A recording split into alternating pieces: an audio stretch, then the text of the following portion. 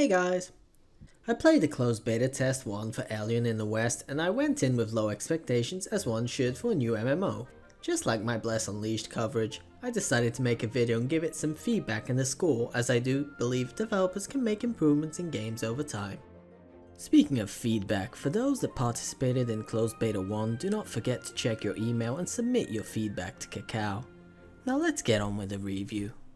The game world and the PvE grinding is fine, and due to the action combat I'm sure PvP will be fun for most if you're not outgeared.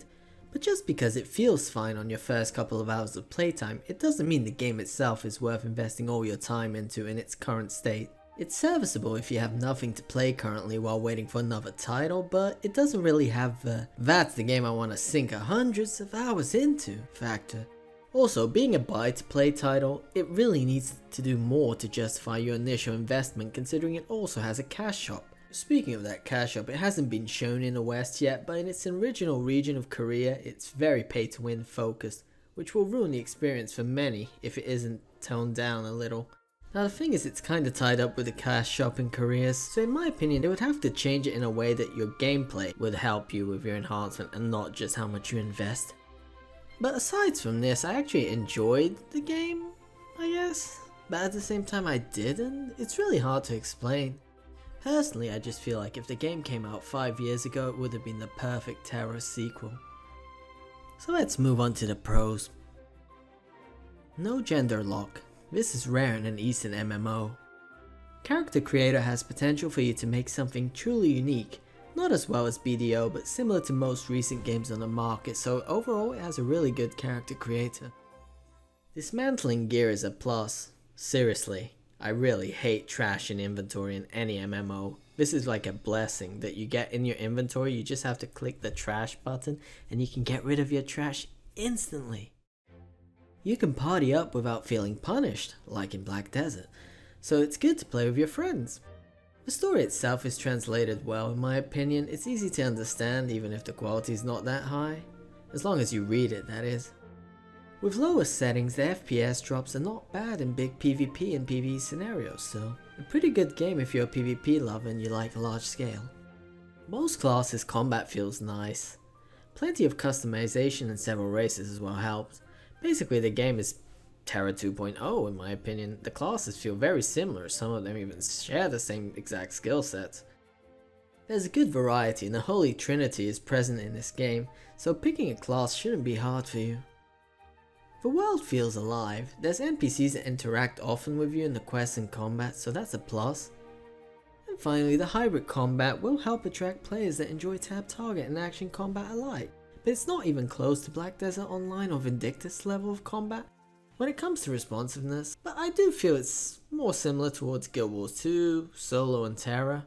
It feels good, don't get me wrong, it's just not perfect.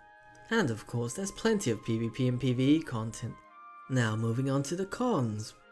Enhancing is heavily RNG reliant and will force you towards paid options to minimize the tedious system in place. That is if they don't change the core of the game from the Korean version. The UI is a bit clunky and needs ways to hide or change elements. This is an issue with many Eastern games that don't adapt or change UI for the Western audience. While I feel the story and quest lines are decently placed into the game, I also feel like the process itself is boring after the initial hour of content. It gets very boring and generic out of nowhere. Another point is the graphics look dated, like 10 years ago. It's decent, but it doesn't feel modern enough, especially for a game that's supposed to feel more modern. For half voice acted lines. Due to mouth movements, I assume the same happens in the Korean version and it is sadly intended. Low quality of said voice actors also don't help, and I just wish you could just swap the audio to Korean instead.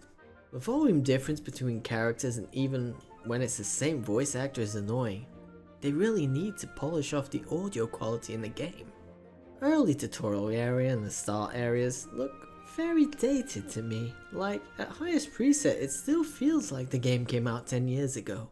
Also it doesn't help that the animations don't really match the characters sometimes. Some textures just look like they don't belong in the game.